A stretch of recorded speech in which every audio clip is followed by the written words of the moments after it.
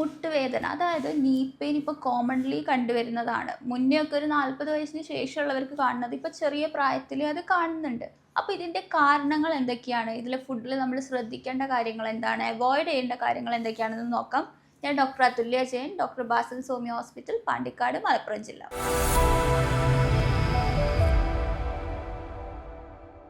ആദ്യം തന്നെ മുട്ടുവേദനേൻ്റെ കാരണങ്ങൾ എന്തൊക്കെയാണെന്ന് നോക്കാം. കാരണം പറയുമ്പം ആദ്യം പറയേണ്ട ഒന്നാണ് ഏജ്.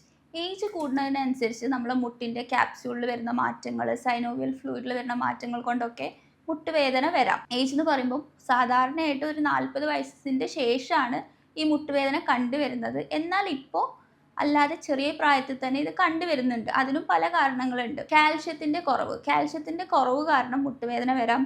വൈറ്റമിൻ ഡി ഡെഫിഷ്യൻസി കാരണവും മുട്ടുവേദന വരാം. ഇപ്പം എല്ലാവരും പുറത്ത് വെയിലത്ത് ഇറങ്ങുന്നത് കുറവാണ്. അപ്പം വൈറ്റമിൻ ഡിക്കുള്ളൊരു എക്സ്പോഷർ കുറവുള്ളത് കൊണ്ട് തന്നെ ഇപ്പം ഒരു 25-30 വയസ്സൊക്കെ ഉള്ളവർക്ക് മുട്ടുവേദന കണ്ടുവരുന്നുണ്ട്. അങ്ങനെ ആകുമ്പോൾ ഇതിൻ്റെ മെയിൻ ലക്ഷണം എന്ന് പറയുന്നത് ക്രപ്പിറ്റസ് എന്ന് പറയും. ഇപ്പം നടക്കുമ്പം ഇങ്ങനെ ഒരു കിടകിടെ സൗണ്ട് കേൾക്കുക, മുട്ടുന്ന സ്റ്റെപ്പ് കയറുമ്പം ബുദ്ധിമുട്ട് വരിക, മടക്കാൻ ബുദ്ധിമുട്ട്, നിലത്തിരിക്കാൻ ബുദ്ധിമുട്ടൊക്കെ കണ്ടുവരുന്നുണ്ട്. അതുപോലെ കാരണങ്ങളിൽ വരുന്ന ഒന്നാണ് ഒബീസിറ്റി, അതായത് അമിതമായ തടിയുള്ളവർക്ക്. കാരണം നമ്മുടെ തടി കൂടുമ്പോൾ മുട്ടിന് അതൊരു ഭാരമായി വരികയാണ്. അതൊരു പ്രഷറൊക്കെ തരുന്നത് കൊണ്ട് തന്നെ അതുകൊണ്ടും മുട്ടുവേദന വരാം. അടുത്തൊരു കാരണമാണ് മുട്ടിനുണ്ടാവുന്ന അധിക സ്ട്രെയിൻ. അത് പല രീതിയിലും വരാം. ഇപ്പോൾ നമ്മളിൽ പലരും ജിമ്മിൽ പോയി വർക്കൗട്ട് ചെയ്യുന്നവരാണ്. അപ്പോൾ നമ്മൾ ജിമ്മിൽ നിന്ന് എടുക്കുന്ന വെയിറ്റ് ഒക്കെ നല്ല കൂടുതലാണ്. നമ്മൾ പെട്ടെന്ന് നല്ല വെയിറ്റ് എടുക്കുകയൊക്കെ ആണെങ്കിൽ നമ്മൾ പ്രോഗ്രസ് ചെയ്ത് അല്ലാതെ പെട്ടെന്ന് നല്ല വെയിറ്റ് ഒക്കെ എടുക്കുകയാണെങ്കിൽ അത് നമ്മൾ മുട്ടിനും പല ജോയിൻസിനും നല്ല സ്ട്രെയിൻ കൊടുക്കാം. അങ്ങനെ മുട്ടുവേദന വരാം. അല്ലെങ്കിൽ അത് കാരണം ഒരു ഇഞ്ചുറി കൊണ്ട് മുട്ടുവേദന വരാം.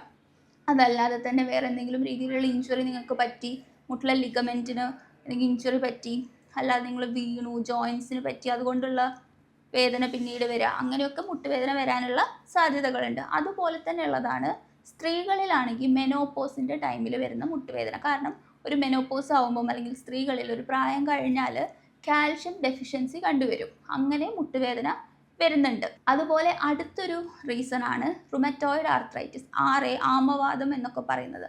അത് പൊതുവേ ചെറിയ ചെറിയ ജോയിൻസിനാണ് എഫക്റ്റ് ചെയ്യുക എന്നുണ്ടെങ്കിലും അതുള്ളവർക്ക് മുട്ടുവേദനയും കൈയിൻ്റെ മുട്ട്, കാലിൻ്റെ മുട്ടുവേദനയൊക്കെ ഉണ്ടാവും.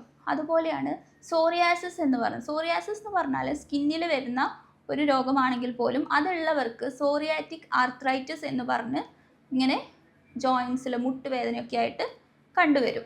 അപ്പോൾ മുട്ടുവേദന വന്നാൽ നമ്മൾ എന്തൊക്കെയാണ് ചെയ്യേണ്ടതെന്ന് നോക്കാം. ആദ്യം തന്നെ പൊതുവേ പലരും അല്ലെങ്കിൽ എല്ലാവരും ചെയ്യുന്ന ഒരു കാര്യമാണ് പെയിൻ കില്ലേഴ്സ് കഴിക്കുക എന്നുള്ളത്. പെയിൻ കില്ലേഴ്സ് കഴിക്കും, മാറും, ചിലപ്പോൾ അത് മാറിയിട്ടില്ലെങ്കിൽ പിന്നെയും കഴിക്കും.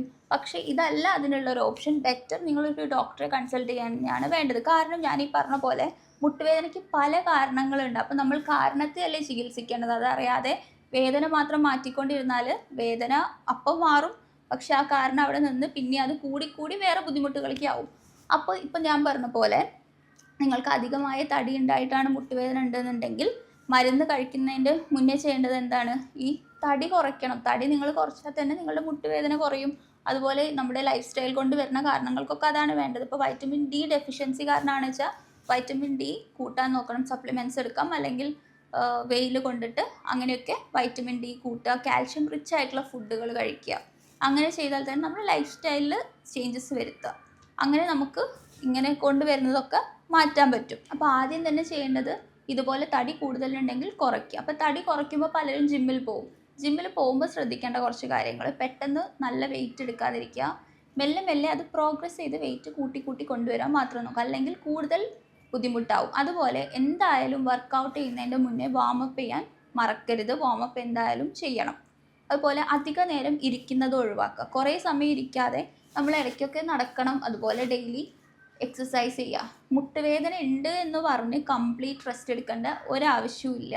നമ്മൾക്ക് പറ്റുന്ന പോലെ നടക്കുകയൊക്കെ വേണം. നടക്കുമ്പോഴായാലും ഇങ്ങനെ കുറേ കല്ല്, ഇങ്ങനെ ഈവൺ അല്ലാത്ത സർഫേസിൽ കൂടെ നടക്കാതെ നേരെയുള്ള സ്ഥലത്ത് കൂടെ നടക്കാം, മെല്ലെ നടക്കാം.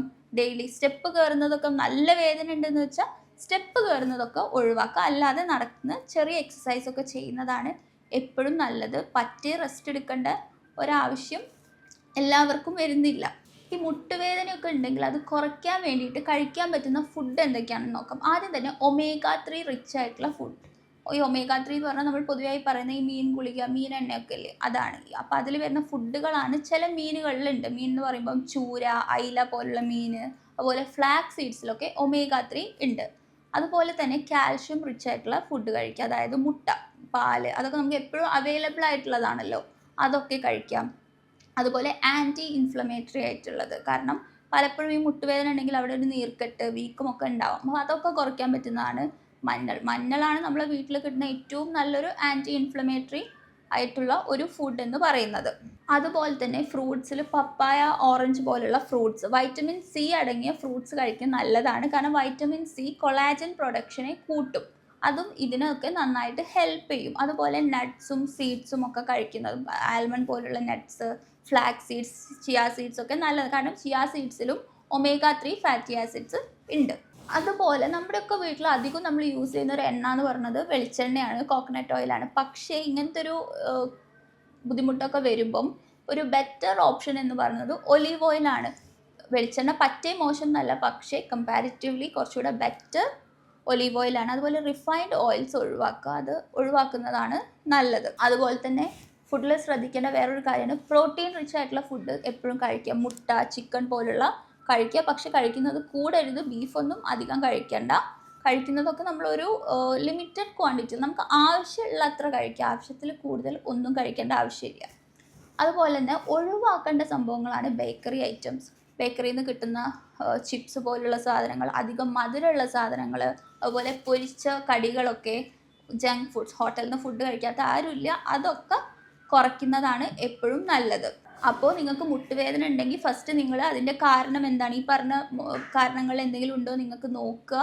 അപ്പോൾ നിങ്ങൾക്ക് അത് കുറയ്ക്കാൻ പറ്റുന്ന, നിങ്ങളുടെ ലൈഫ് സ്റ്റൈലിൽ വന്ന കാരണമാണെങ്കിൽ നിങ്ങൾ അത് കുറയ്ക്കുക. കുറച്ചിട്ട് മുട്ടുവേദന മാറുന്നില്ലേ എന്ന് നോക്കുക.